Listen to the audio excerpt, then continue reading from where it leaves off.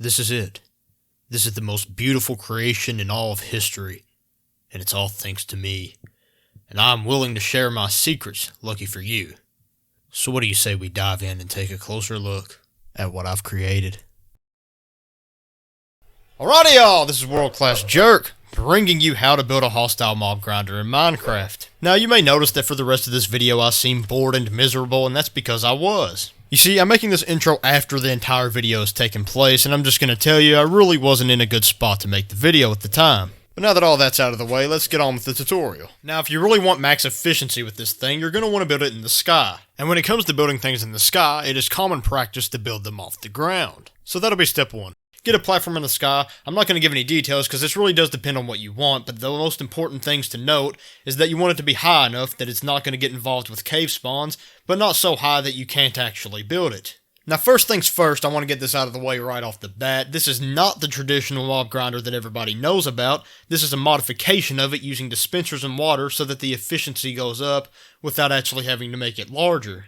That being said, you're obviously going to need redstone and dispensers and plenty of water buckets, but that really does depend on how many levels you build, but we'll get into that part later. So I'm kind of going to blow over this part because everybody knows this mob grinder already for the most part because it's the traditional one, but designed slightly differently. So obviously you're just going to make the hoppers out like this, then you're going to build up as far as you need to actually make sure that everything dies when it falls, because that is an important part of an automatic mob grinder. So once you've reached the top, and I just built 30 blocks up, even though I'm pretty sure it's like 28 that you need to, because it doesn't bother me to go the extra 2 blocks to be safe. But build up whatever the amount of blocks you think is right is, or unless you actually know the actual stats, build up that amount of blocks is more ideal. But you want to build out, including the first block here, you want it to be 8 blocks out, so 3, 4, 5, 6, 7, 8.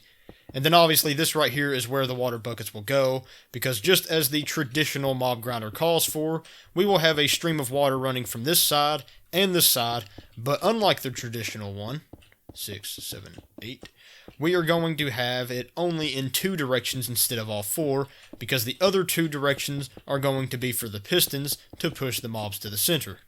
So it should look like this when you're done, and it's very important that you place the water immediately after doing this so you can be for dang sure that you didn't get the calculations wrong, because when I built this thing over there, I actually got the calculations wrong on one part, and I had to tear down a whole wall after finishing the entire build. I can tell you from experience, it's not something you want to do when you could just take an extra couple of seconds to verify that everything's the way it needs to be. Now for the other sides, you're going to go out 8 blocks, but it's going to be one flat floor, 1 block above this one, so just like this, 2, 3, 4, 5, 6, 7, 8.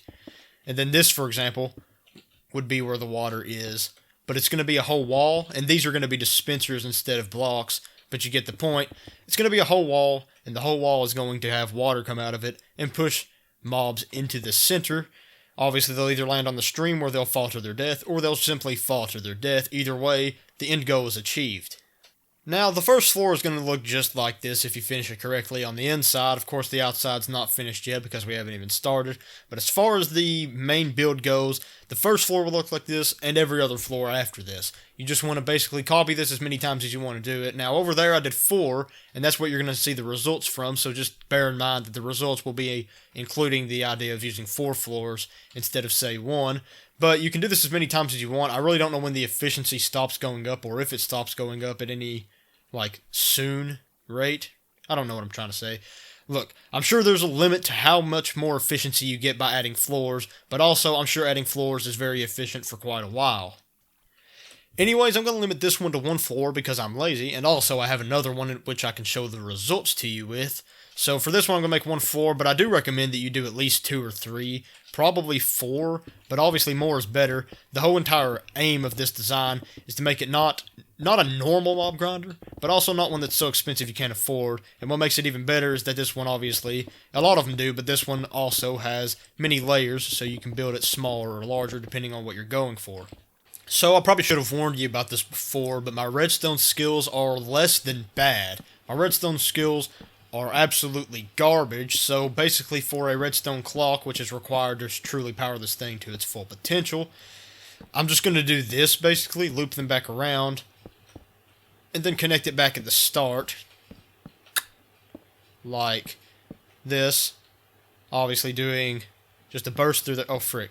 Yeah, so you want to set them all to the max ticks, I believe it's called. I don't even know what they're called, so if that's any reference to how much I don't know about redstone, hopefully all that means, though, is that you can keep up with no problem.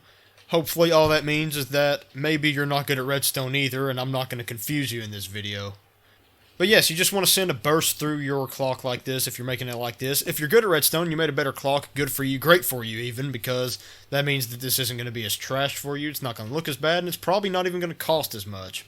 But yeah, you want to run a line like this behind your dispensers, making it like this right here so you can actually power them with repeaters, which maybe isn't the best way, but again, I know almost nothing at all about this, so the best I can really do is just maybe hope that I'm correct on this. So if you're really bad at redstone, or you've got those just overdosed on drugs still trying to make a mob grinder vibes going on, then this should do just fine for you. This is a very garbage setup for a repeater. I mean, I guess it works just as good as anything else, but as far as redstone clocks go, I'm willing to bet there's just better ways. Anyways, an important part of dispensing water is the water, so you want to go in here and add that, but I recommend not doing that beforehand, because you might mess up and actually send the water out before you're ready, which is never a good time. So now basically I'm just going to time-lapse this sitting here for, 10 minutes or something, and so you can see how this thing performs with the 4-floor version, by the way. This is the 4-floor version. We are going to do a 10-minute time-lapse here. Of course, the time-lapse isn't 10 minutes, it's 10 minutes being time-lapse, but you can probably tell.